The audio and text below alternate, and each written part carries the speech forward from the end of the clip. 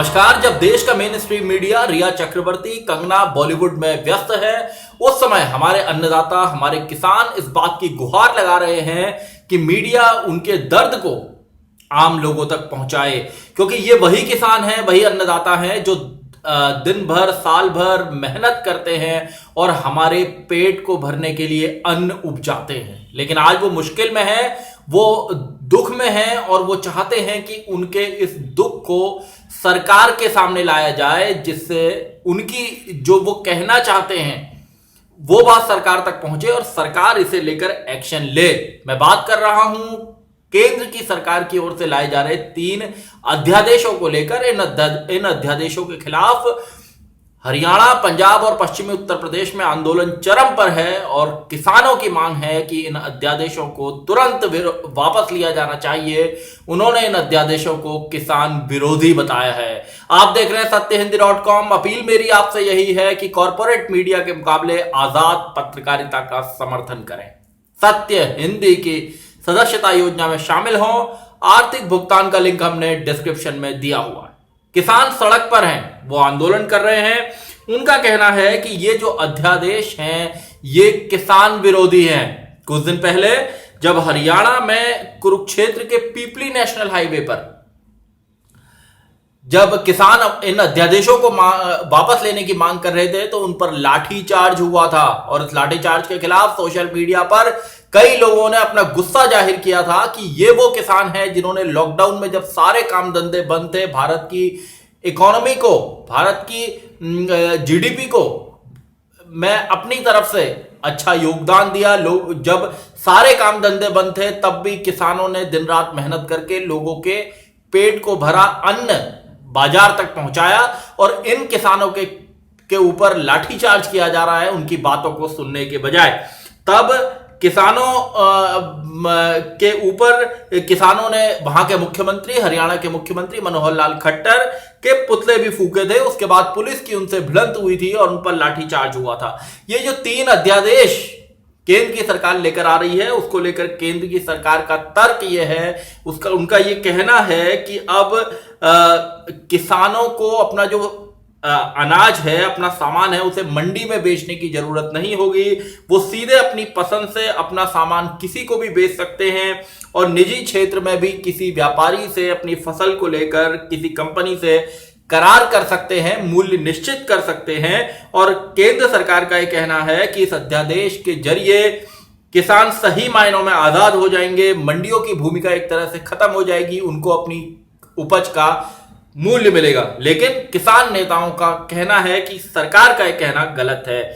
किसान नेता इस बात को कहते हैं कि ये जो अध्यादेश है ये मौजूदा मंडी व्यवस्था का खात्मा कर देंगे और कृषि क्षेत्र को कॉर्पोरेट घरानों के हवाले कर दिया जाएगा। उनका कहना है कि पंजाब और हरियाणा जो कृषि प्रधान प्रदेश हैं, यहां पर मंडियों का दायरा और ज्यादा सीमित कर दिया जाएगा और न्यूनतम समर्थन मूल्य यानी कि एमएसपी पर खरीद न होने से, किसान खरीद बंद होने से भी आप कह सकते हैं किसान बर्बाद हो जाएंगे, बुरी तरह बर्बाद हो जाएंगे। हरियाणा जहां बहुत बड़े पैमाने पर खेती होती है, पंजाब जहां बहुत बड़े पैमाने पर खेती होती है, इन दोनों ही राज्यों में किसान अच्छी खासी संख्या में सड़कों पर हैं, इन अध्यादेशों को वापस लेने की मांग कर रहे हैं। हरियाणा में जब किसानों पर लाठीचार्ज की खबर आई तो वहां बीजेपी के कुछ सांसदों ने इसके खिलाफ आवाज उठाई। उन्होंने कहा कि किसानों के ऊपर लाठीचार्ज किया जाना गलत है।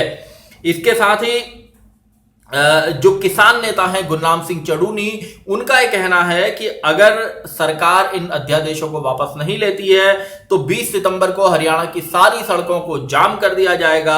सरकार अपनी जेलों को तैयार रखे और बीजेपी अगर किसानों के प्रति ईमानदार है, चड़ूनी का यह कहना है, अगर मोदी सरकार किसानों के प्रति ईमानदार है तो इन अध्यादेशों को संसद के सत्र में नहीं रखा जाना चाहिए।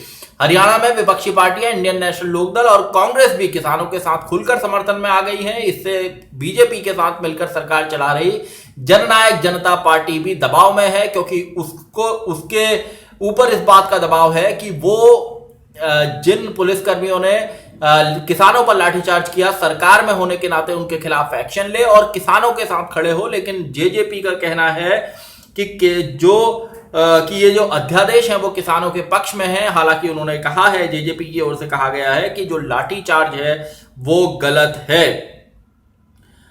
इनेलो का, इंडियन नेशनल लोकदल का ये कहना है कि ये जो कृषि अध्यादेश हैं ये पूरी तरह डेथ वारंट की तरह हैं। पंजाब में भी इनका, जैसा मैंने कहा, कि जोरदार विरोध हो रहा है। पंजाब के किसान नेता इस बात को कहते हैं कि न्यूनतम समर्थन मूल्य को अगर आप बंद कर देंगे, खत्म कर देंगे, तो जो मंडीकरण की व्यवस्था है उसमें किसानों को तबाही की ओर धकेलने वाला ये कदम है।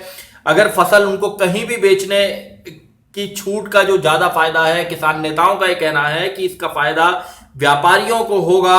उनके पास इतने संसाधन नहीं होते कि वो कहीं भी जाकर अपनी फसलों को बेच सके, और कॉरपोरेट घराने अपनी सुविधा के अनुसार लूटपाट करेंगे।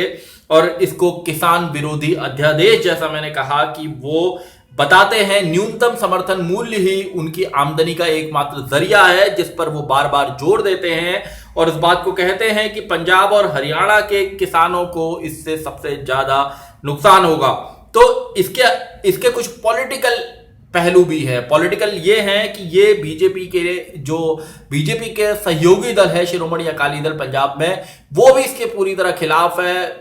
उसने केंद्र सरकार को, मोदी सरकार को कई बार इस बात को बताया भी है कि इन अध्यादेशों के चलते पंजाब के किसानों में नाराजगी है, और शिरोमणि अकाली दल पर वहां के किसानों का दबाव है कि वो उनके पक्ष में खड़ी दिखे, लेकिन वो केंद्र सरकार में भागीदार है। और कहा यह जा रहा है कि शिरोमणि अकाली दल इसे लेकर जबरदस्त दबाव में है, और देखना होगा कि क्या वो सरकार से बाहर निकलती है, क्योंकि केंद्र की सरकार इन अध्यादेशों को संसद के मॉनसून सत्र में रखने जा रही है और इन पर पीछे हटती नहीं दिखती।